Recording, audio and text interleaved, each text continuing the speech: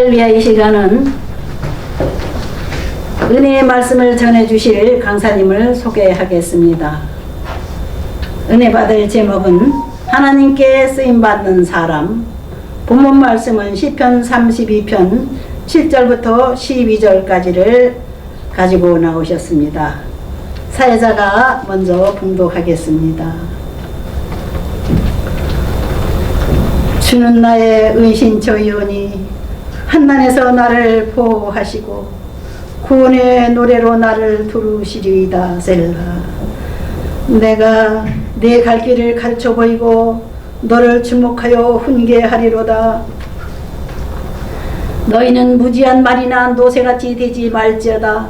그것들은 제갈과 굴레로 단속하지 아니하면 너희에게 가까이 가지 아니하리로다. 악인에게는 많은 슬픔이 있으나 여호와를 신뢰하는 자에게는 인자심이 두루리로다. 너희 의인들아, 여호와를 기뻐하며 즐거워할지어다. 마음이 정직한 너희들아, 다 즐거이 외칠지어다. 아멘. 하나님께 쓰임받는 사람이란 제목으로 김옥은 목사님 나오실 때 기쁨으로 환영하시고 은혜 받으시기 바랍니다. 할렐루야. 네, 잠시 기도하겠습니다. 아버지 하나님, 오늘 이제 저희들에게 2025년도 새해를 허락하시고 또 저희들로 하여금 이 시간들 속에서 살아갈 때에 하나님의 영광을 나타내는 삶을 살기를 원하시는 하나님의 간절한 소망을 이제 마음에 품기를 원하면서 오늘 이 시간 하나님의 말씀을 통해서 저희들의 마음을 새롭게 하고 또 저희들의 결단을 아버지 하나님 새롭게 하여 하나님 앞에 쓰임받는 우리 모두가 되기를 원하여서 이 시간 하나님의 말씀을 받고자 합니다. 하나님, 이 시간 주의 성령께서 함께해 주시옵시고 저희들의 마음과 생각을 주장하여 주셔서 하나님의 말씀 속에서 하나님의 음성을 듣는 시간 되게 하여 주옵소서. 아멘. 예수님의 이름으로 기도드립니다. 아멘. 네, 새해를 맞이했습니다. 우리가 평안한 가운데 소망으로 새해를 맞이해야 되는데 상당히 어수선하고 혼란스러운 상황 속에서 새해를 맞다 보니 어찌 보면은 우리의 마음이 착잡하게 새해를 맞이하는 것 같습니다. 많은 분들이 그럴 것 같습니다. 바로 이러할 때에 과연 이러한 상황들이 우리에게 약이 될까 독이 될까? 여러분, 분명한 것은 하나님을 사랑하는 자, 곧 그 뜻대로 부르심을 입은 자들에게는 모든 것이 합력해서 선을 이룬다고 말씀하신 것처럼 어떤 것도 버릴 것이 없습니다. 모든 것이 하나님께서 우리와 함께 하시고 하나님께서 상황을 주장하신다는 그 생각을 하게 되면 우리는 이 상황 속에서 어떻게 쓰임받는 삶을 살 수 있을 것인가 하는 것을 하나님 앞에 기도하게 되는 것입니다. 그래서 오늘 이 시간 하나님께 쓰임받는 사람은 어떤 사람인가에 대해서 하나님의 말씀을 통해서 은혜를 받으려고 합니다. 사실 하나님께서 사람의 요구를 충족시키시면서 그 사람을 통해서 하나님의 뜻을 이루시는 방법이 있습니다. 그것은 하나님께서 강권적으로 역사하시는 그 역사가 초월적인 어떤 그런 역사가 아니라 바로 사람을 세우셔서 그 사람을 통해서 그 모든 것들을 이루어 나가신다는 사실입니다. 그래서 오늘 이 상황 속에서 과연 누가 하나님 앞에 쓰임받는 사람이 될 것인가, 그 주제를 가지고 말씀을 볼 때에 오늘 본문의 말씀이 어떤 말씀이냐면 이 하나님께서 주목하시는 사람, 그 사람을 하나님께서 사용하신다는 사실을 알 수가 있습니다. 아멘. 하나님께서 주목하시는 사람. 과연 그러면 하나님께서 어떤 사람을 주목하실 것인가 하는 것입니다. 하나님께서 주목하시는 사람은 누군가? 바로 오늘 시편 32편의 말씀에 보시면 8절에 보시면 내가 내 갈 길을 가르쳐 보이고 너를 주목하여 훈계하리로다, 이렇게 말씀하고 계십니다. 하나님께서 주목해서 그 갈 길을 가르쳐 보이시고 훈계하시는 사람이라는 거죠. 아멘. 근데 우리가 성경을 읽다 보면은요, 항상 이렇게 돌아보면은 하나님께서 주목하시는 사람의 특징이 있습니다. 하나님께서 주목하시고 그 사람을 택하시는 특징적인 사람들이 있다는 얘기죠. 그 사람들이 누굴까? 첫 번째는 뭐냐면 회개하는 사람입니다. 오늘 본문의 말씀은 다윗이 밧세바를 범함으로 말미암아 하나님 앞에 죄를 짓고 나서 처절하게 그 죄의 고통을 깨달은 그 다윗이 고백하는 시편이죠. 바로 그 시편인데 그 시편 중에서 다윗이 무엇을 경험했느냐? 이제 죄 가운데 놓여져 있다는 것은 우리가 가야 될 길을 모른다는 얘기입니다. 어둠 속에 갇혀 있기 때문에 어디로 가야 생명의 길이고 진리의 길인지를 모른다는 얘기죠. 바로 그러한 상황 속에서 죄의 어둠이 거쳐질 수 있기 위해서는 바로 회개를 해야 된다는 것입니다. 이 회개를 통해서 이 죄에 대한 모든 사함을 얻게 된다는 것이죠. 여러분들 보십시오. 이 죄는 사람의 길을 막습니다. 그리고 이 죄는 사람의 시야를 가립니다. 그런데 문득 모든 사람들이 그렇기 때문에 그 죄 가운데 빠져서 이 고통이 왜 비롯되었는지, 왜 이런 고통을 당해야 되는지를 알지 못한 채 살아가고 있거든요. 근데 그 중에서 유독 죄를 자각하는 사람이 있다는 얘기입니다. 예를 들면 이 창세기 노아의 경우가 있죠. 창세기 6장에 보시면 이런 말씀이 있어요.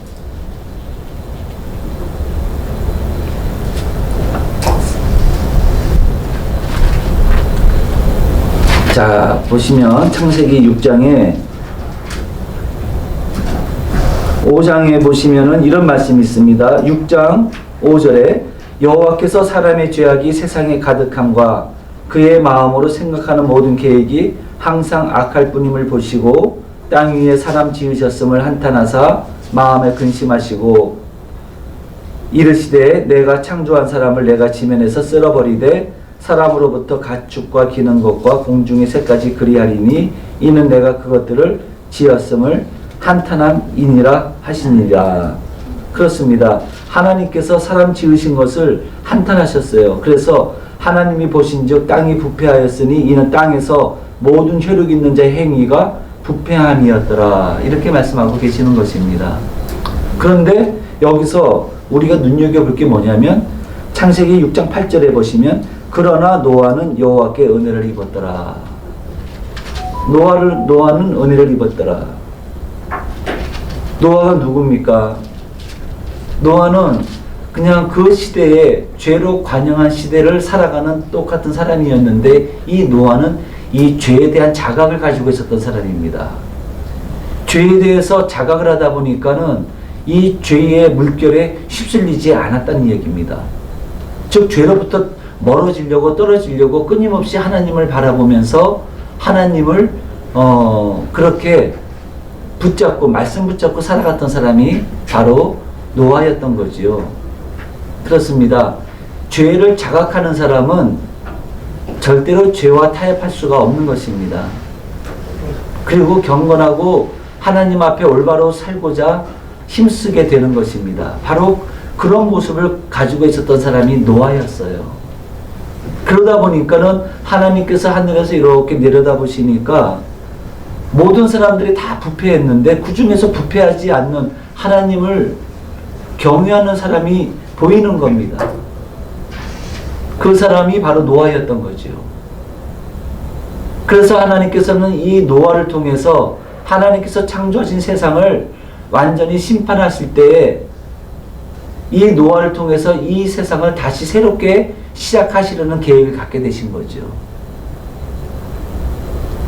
우리가 사사기 시대를 보더라도 마찬가지입니다.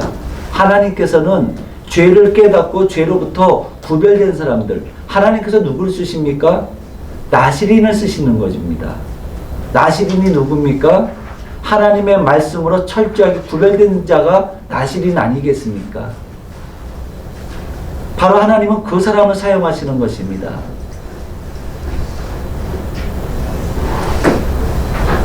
그래서 다윗은 뭐라고 얘기하냐면 내 허물을 여호와께 자복하리라 하고 주께 내 죄를 아뢰고 내 죄악을 숨기지 아니하였더니 곧 주께서 내 죄악을 사하셨나이다. 이렇게 고백하고 있는 겁니다. 여러분, 다윗도 사실은 하나님의 마음에 합한 사람으로 택함을 받았죠. 이스라엘이 죄로 다 하나님으로부터 언짢게 되는 그러한 삶을 살고 있을 때 유독 다윗은 하나님께 주목을 받은 사람이었습니다. 근데 다윗이 그 당시에 하나님께 택함을 받을 때 어떤 상황에 놓여져 있었습니까? 그 다윗은 바로 다윗은 들에서 양을 치는 목동이었지 않습니까? 그런데 어린 목동, 사실 내세울 곳이 없는 그런 다윗이었습니다. 여러분들, 다윗을 성경에서는 뭐라고 평가를 하냐면 핫가다라고 평가를 했습니다. 핫가다가 이스라엘 말인데 히브리어로 핫가다는 별 볼 일 없는 사람, 버림받은 사람을 뜻하고 있습니다. 형편없는 사람이죠. 소망이 없는 사람이 핫가다입니다. 근데 다윗이 사람들 보기에 핫가다였습니다. 이런 다윗이 하나님 앞에 주목받는 사람이 되었다는 사실입니다. 할렐루야. 그러면 이 다윗이 어떻게 주목을 받을 수 있었습니까? 하나님 앞에. 그는 하나님, 죄악된 상황에서 떨어져서 오직 하나님을 기뻐하고 즐거워했기에 하나님께서는 세상의 판단하고는 다른 판단을 내리시는 겁니다. 죄로부터 멀어진 사람, 죄의 자각을 가진 사람을 하나님께서는 그 사람을 택하시는 겁니다.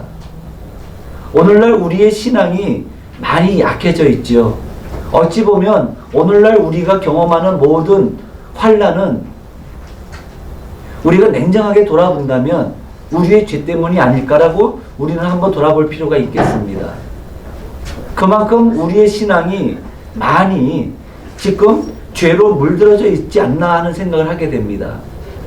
제가 목회자로서 왜 그런 것들을 경험하게 되냐면 제가 목회자로서의 마음의 자세가 이전에 선배 목사님들의 마음의 자세하고는 많이 틀려요. 제가 교회를 처음 다닐 때 70년대, 80년대만 하더라도 우리 목사님들은요, 이 소명을 생명보다 귀하게 여겼습니다. 그래서 이 목사님들은 어떤 상황 속에서도 눈을 돌리지 않았습니다. 코람데오, 즉 하나님 앞에서 두렵고 떨리는 마음으로 하나님의 소명을 마음속에 간직하고 구별된 삶을 살기 위해서 몸부림을 쳤던 것입니다.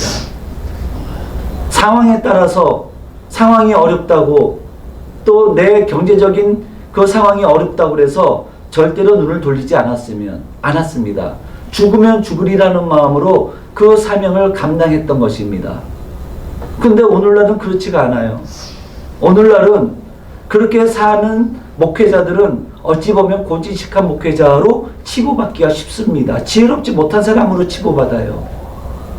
신앙생활을 해도 좀 지혜롭게, 목회를 해도 좀 지혜롭게 해야 되지 않겠나. 옛날에는 우리 성도님들이 목회자들을 잘 섬겼습니다. 근데 요즘은 그렇지가 않아요. 어떤 목회자들을 뭐냐면 목회자들이 성도들을 섬기기를 원해요. 식당에 가도 목회자가 돈을 내야 됩니다. 지금 상황이 그렇게 바뀌었어요. 그러면서도 한편으로서는 목회자로서의 아주 높은 기준을 적용한다는 거죠. 목회자는 목회자로서의 그런 영성을 가지고 살아야 된다고 하는, 그래서 목회자가 조금만 실수를 해도 굉장히 날카로운 비판이 들어오죠. 그런 이중적 삶을, 신앙적 삶을 살고 있는 현재의 우리의 모습들을 돌아볼 때에 목회자들도 거기서 자유로울 수가 없는 겁니다. 그러다 보니까 어떻게 됩니까? 성도들이 원하는 지혜로운 목회자가 되기 위해서 자기의 삶을 자기가 책임지면서 그렇게 목회를 하는 그런 모습들이 많이 일어나고 있습니다. 여러분, 그래가지고는 하나님 앞에 주목받을 수가 없다는 이야기입니다. 우리 이전의 목사님들은 죽으면 죽으리라 하고 오직 그 사명 감당하기 위해서 한 길로 나아갔습니다. 하나님께서는 그런 사람들을 사용하시는 겁니다. 마틴 루터가 어떻게 바르크 부르크 성에서 1년 동안을 그렇게 거기서 성경을 번역을 하잖아요. 독일어로. 여러분들, 그 마틴 루터가 그 한 사람을 잡기 위해서 온 나라가 그 사람을 잡아 죽이려고 하는데 마틴 루터는 어떻게 합니까? 거기에 굴복하지 않습니다. 끝까지 잘못된 것은 잘못된 거라고 얘기를 하면서 끝까지 그 자기에게 주어진 사명이라고 여겨지는 그 사명을 끝까지 감당할 수가 있었던 것입니다. 오늘날 우리에게 이러한 신앙이 없다는 겁니다. 주위에서 아무리 찾아봐도 감정적으로 격하게 반응하는 경우는 있을 수 있겠지만 엄중하게 하나님의 소명과 사명을 하나님께서 나에게 주어진 하늘의 명령이라는 그런 자각심을 가지고 살아가는 사람이 얼마나 있겠냐 하는 것입니다. 오늘 우리에게 필요한 것은 죽으면 죽으리라는 마음으로 우리가 죄와 타협하지 않고 현실과 타협하는 것이 아니라 오직 하나님의 말씀 붙잡고 하나님의 말씀의 인도함을 받아서 그 길이 비록 멀고 험할지라도 말씀을 따라가는 그 사람을 하나님께서 기뻐하시고 하나님께서 그 사람을 사용하시는 것입니다. 여러분, 사울이 어떻게 됩니까? 사울이 자기가 왕이 되었을 때 블레셋과의 싸움에서 굉장히 위급한 상황에 처해져 있습니다. 하나님 앞에 예배를 드리고 제사를 드리고 나서 싸움을 싸워야 되는데 사무엘이 오지를 않습니다. 그러니까는 사울이 급한 마음에 백성들이 군사들이 흩어지니까 그리고 그런 상황 속에서 이제 블레셋의 공격이 예측되다 보니까 자기가 스스로 제사를 지내고 그리고 하나님 앞에 말씀을 버리잖아요. 사울은 한 번도 자기가 싸워서 승리하고 나서 하나님 앞에 제사를 드린 적이 없습니다. 자기의 영광을 내세웠지 하나님의 뜻, 하나님의 영광을 내세운 일이 없습니다. 결국 사무엘에 의해서 사울이 하나님께 버림을 받잖아요. 네가 내 말을 버렸으므로 나도 너를 버리겠다라고 말씀하셨습니다. 쓰임받지 못하는 겁니다. 사울 왕이 어떻게 왕이 됐습니까? 하나님께서 택하신 자 아닙니까? 그런데 그 사울이 하나님의 말씀을 버린 거예요. 하나님을 떠난 것입니다. 여러분, 하나님께서 그 사람을 사용할 수가 없는 겁니다. 그런데 다윗은 어떻습니까? 다윗은 그렇지가 않았다는 거예요. 하나님을 기뻐하고 즐거워하면서 죄와 타협하지 않았다는 것입니다. 그렇습니다. 여러분, 죄에 대한 자각을 하고 죄로부터 떨어져서 죽으면 죽으리라 그 시대적 상황에 휩쓸리지 않고 오직 하나님의 말씀을 따르는 그 사람을 하나님께서는 주고 그 사람의 갈 길을 가르치시고 그 사람을 통해서 세상을 변화시켜 나가시는 것을 알 수가 있습니다. 아멘. 두 번째입니다. 하나님께서는 어떤 사람을 사용하십니까? 마음에 간사함이 없고 정직하게 행하는 사람을 사용하십니다. 여러분, 요즘 우리들은 이렇게 바라보면은요, 상황에 따라서 신앙을 바꾸는 사람들이 있습니다. 바꾸는 것이 아니겠죠. 숨기는 사람들이 있을 수는 있겠죠. 그런데 저는 이렇게 생각을 해봅니다. 다니엘이 하나님 앞에 어떻게 택함을 받았을까? 하나님께서 다니엘에게 어떻게 하나님께서 다니엘을 주목하신 이유가 어디에 있었을까? 다니엘은 간사함이 없었습니다. 정직한 사람이었어요, 하나님 앞에. 이스라엘이 죄로 말미암아 하나님의 징계를 받고 바벨론에 의해서 나라가 멸망을 했습니다. 하나님 앞에 죄를 지었어요. 저는 항상 그걸 생각합니다. 나라가 힘들고 어려워질 때는 항상 목회자들을 비롯해서 교회가 돌아봐야 되는 겁니다. 무엇이 하나님 앞에 잘못되어졌는지 먼저 그 부분을 체크를 해야 되는 거예요. 이스라엘이 이와 같이 하나님 앞에 죄를 지었음에도 불구하고 그들은 하나님을 바라보지 않았어요. 죄가 무엇인지 자기들의 죄를 깨닫지를 않았습니다. 돌아볼 생각을 안 했습니다. 그런데 다니엘을 보십시오. 다니엘은 그렇게 바벨론의 포로로 잡혀갔어요. 그리고 거기서 아주 절호의 찬스를 얻었습니다. 왕궁에 뽑혔어요. 왕궁에서, 바벨론의 왕궁에서 일할 수 있도록 뽑혀서 택함을 받았어요. 절호의 기회가 왔어요. 그런데 다니엘이 어떻게 행동합니까? 그 상황 속에서 왕이 주는 음식, 하나님께서 먹지 말라 하는 그 음식을 계속 먹다 보니까는 죄에 대한 자각이 일어난 겁니다. 나는 이렇게 살면 안 되는 거 아닌가? 우리나라가 하나님 앞에 죄를 얻어서 이와 같이 나라가 멸망했는데 더 이상 하나님 앞에 죄를 지면 안 되는 거 아닌가? 이 생각을 하게 된 거예요. 그래서 마음의 결단을 하게 된 거죠. 뜻을 정한 겁니다. 뜻을 정하고 내가 다시는 하나님의 말씀대로 살지 세상의 왕이 주는 그 음식을 먹고 왕의 눈치를 봐가면서 내 개인적으로 주어지는 그 찬스를 내가 그것 때문에 하나님의 말씀을 이중적으로 내 삶에서 적용하지 않겠다라고 결단을 한 겁니다. 그 모습이, 적나라한 모습이 어디에서 나오냐면 다리오 왕 때에 그 정적들이 이 다니엘을 어떻게 해서든지 끌어내리려고 음모를 꾸밀 때에 한 달 동안 시한부 법령을 만들게 하잖아요. 왕이 세운 신상 이외에 그 어떠한 신에게도 기도하거나 절하지 못하도록 한 달 동안의 법령을 세웁니다. 근데 이 다니엘은 어떻습니까? 그 사실을 몰랐을까요? 최고의 총리입니다. 알았습니다. 그러면 우리들 같으면 어떻게 하겠습니까? 한 달만 멈추자. 기도하는 걸 멈추자. 아니요. 조금 더 양심 있는 우리 신앙인들이라고 한다면 아니지. 사람들이 안 보게끔 창문을 닫고 기도하면 되겠지. 숨어서 기도하면 되겠지라고 생각할 수 있었겠습니다. 그런데 다니엘은 어떻게 행동했죠? 그렇게 하지 않았습니다.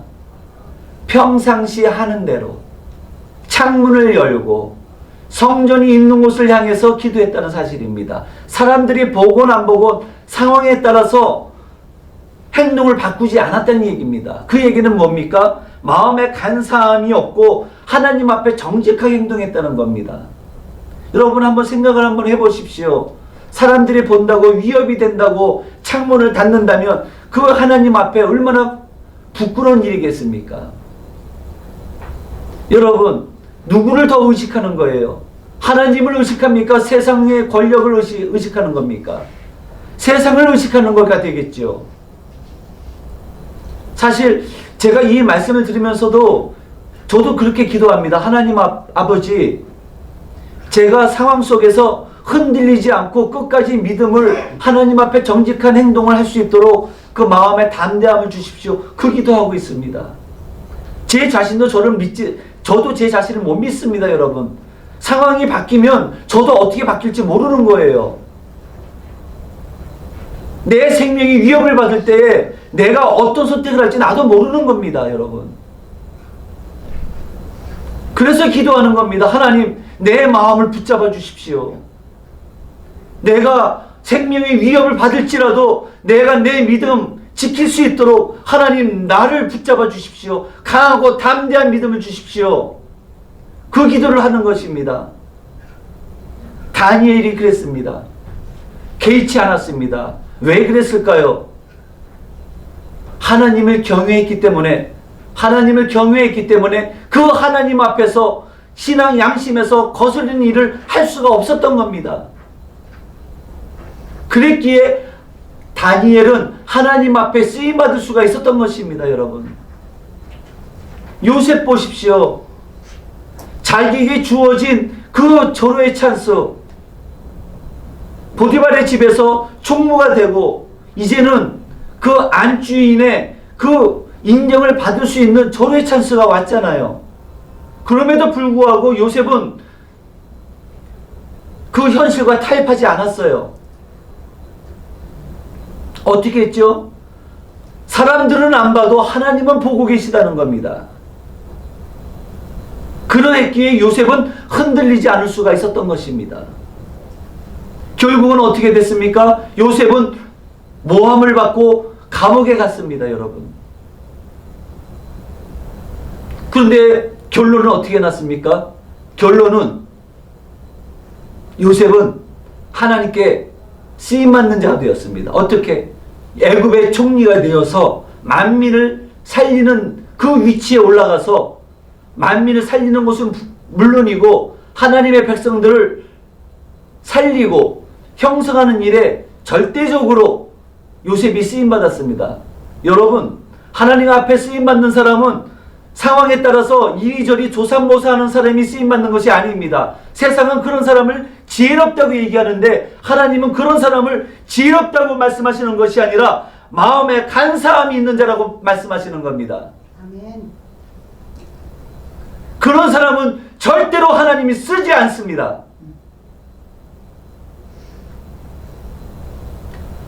비록 내가 죽으면 죽을지라도 신앙 양심을 지키고 하나님 앞에 믿음을 지키면서 그렇게 살아가는 사람들을 하나님께서는 그 사람을 통해서 반전의 역사를 이루시는 겁니다.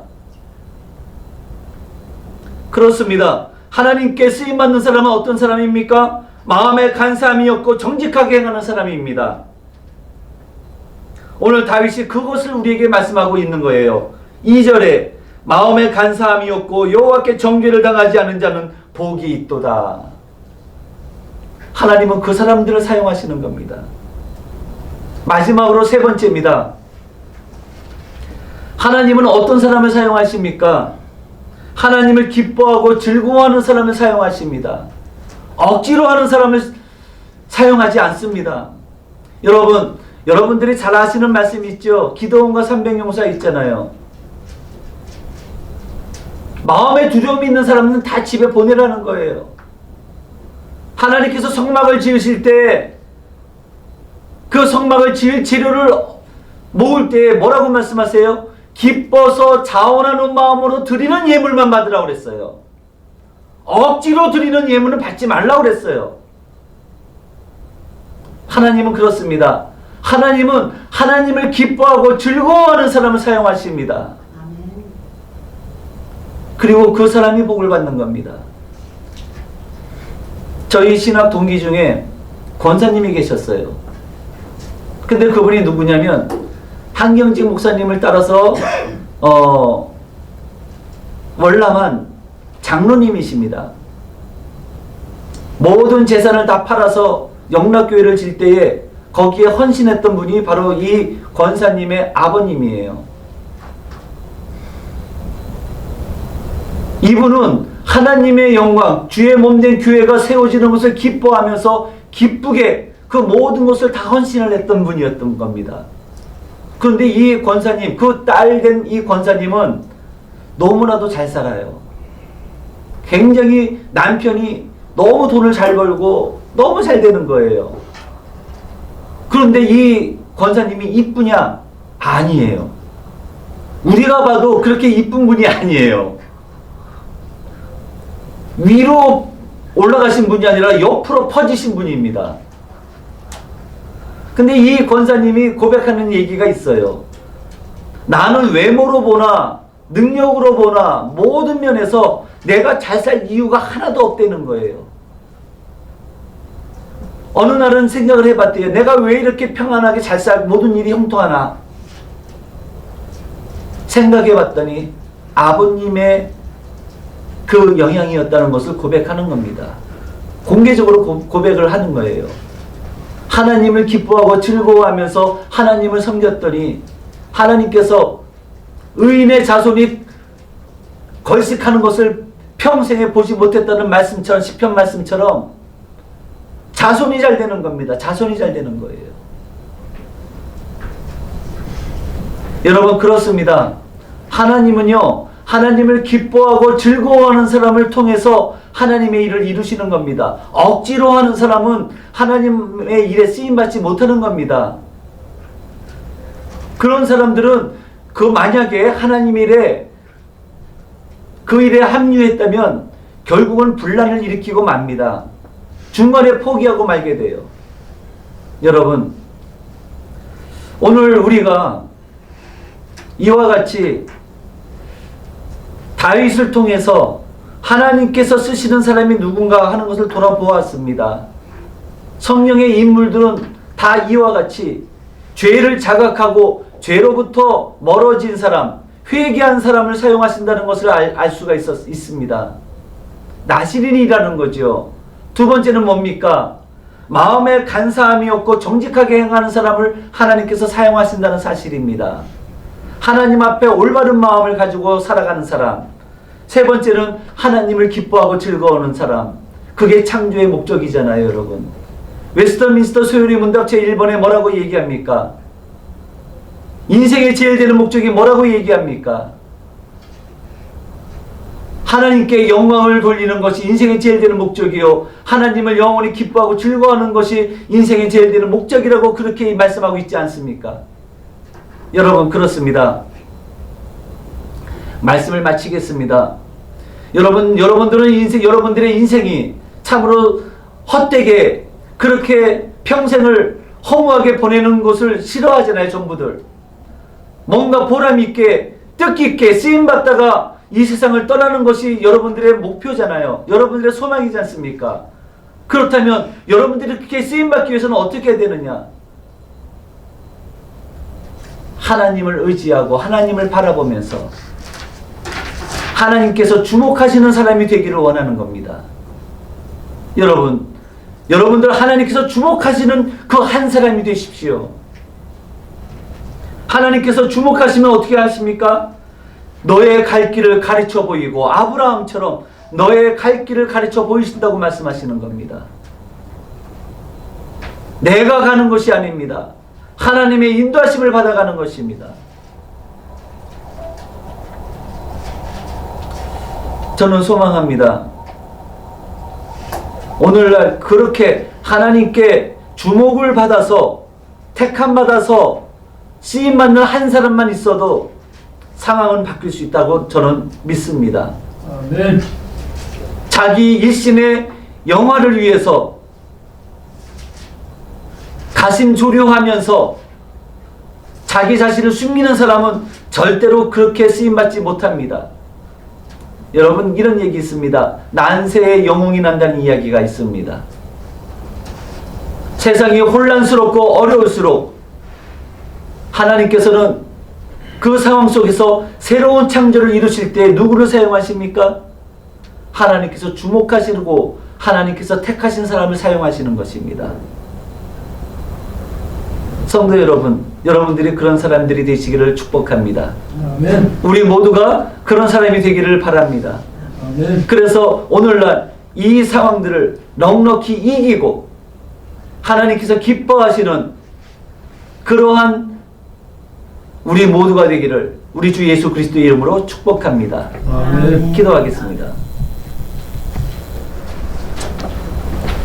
살아계신 아버지 하나님, 오늘 이 시간 하나님의 말씀을 통해서 하나님께서 사용하시는 사람이 누군가, 하나님께서 쓰시는 사람이 누군가 다시 한번 들었습니다. 하나님, 저희들 한 사람 한 사람이 이 말씀을 듣고 하나님께서 주목하시는 그 사람이 되게 하여 주시옵소서. 그리하여 하나님께 택함받고 쓰임받아 하나님 아버지 나로 인하여 아버지 하나님의 축복이, 하나님의 복락의 강물이 흘러나갈 수 있도록 은혜를 베풀어 주시옵소서. 그리하여 2025년도 아버지 한 해가 또 허무하게 흘러가는 한 해가 아니라 하나님 앞에 존귀하게 쓰임받아서 아버지 하나님 앞에 풍성한 열매를 맺어 올려드릴 수 있는 그러한 삶이 되게 하여 주시옵소서. 예수님의 이름으로 기도합나이다. 아멘.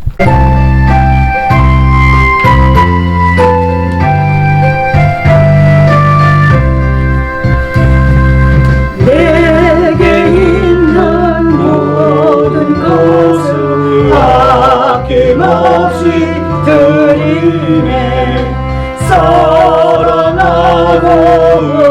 의지하며 주만 따라 살리라. 주께 드리네, 주께 드리네. 사랑하는 구주 앞에 모두 드리네. 내게 있는 모든 것을 겸손하게 드리네. 세상 욕심 멀리하니 나를 받아주소서. 주께 드리네, 주께 드리네. 사랑하는 구주 앞에 모두 드리네. 내게 있는 모든 것을 주를 위해 드리네. 주의 성령 충만하게 내게 내려주소서. 주께 드리네, 주께 드리네. 사랑하는 구주 앞에 모두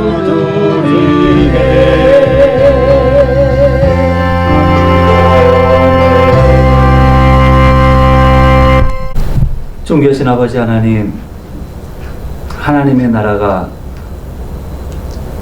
임하기를 원하고 아버지의 뜻이 하늘에서 이루어진 것 같이 땅에서도 이루어지기를 원합니다. 이미 우리 주님께서 아버지의 뜻을 이루심으로 이제 저희들이 그 길을 따라가는 가운데 있사오니 아버지 하나님, 우리 주님께서 저희들에게 말씀하신 것처럼 복음을 전함으로 말미암아 하나님 나라를 세워 나가는 일에 대신하라고 아버지 부탁하신 그 말씀을 마음속에 새기면서 오늘 이 시간도 하나님의 나라가 확장되기를 원하며 또 그 일을 아버지 하나님 이루실 하나님께 감사를 드리며 귀한 예물을 올려드립니다.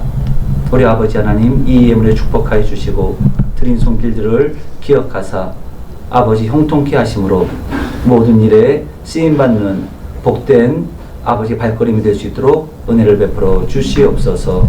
지금은 사단의 머리를 쪼개신 예수 그리스도의 권세에 있는 그 이름의 능력이 하나님을 경외하고 예수님을 영접하는 아버지 모든 자들에게 임하신 그 놀라우신 사랑과 또 하나님의 극진하신 그 은혜와 보혜사 성령님의 내주교통 역사하심이 이제 하나님 앞에 쓰임받고 마지막 때를 준비하며 우리 주님 다시 오실 길을 수축하기를 원하는 한국교회 모든 성도들 머리머리 위에와 주의 종들과 주의 몸된 교회 위에와 그리고 한국 기독교 신문교육방송 위에 지금으로부터 영원토록 함께 하실지어다.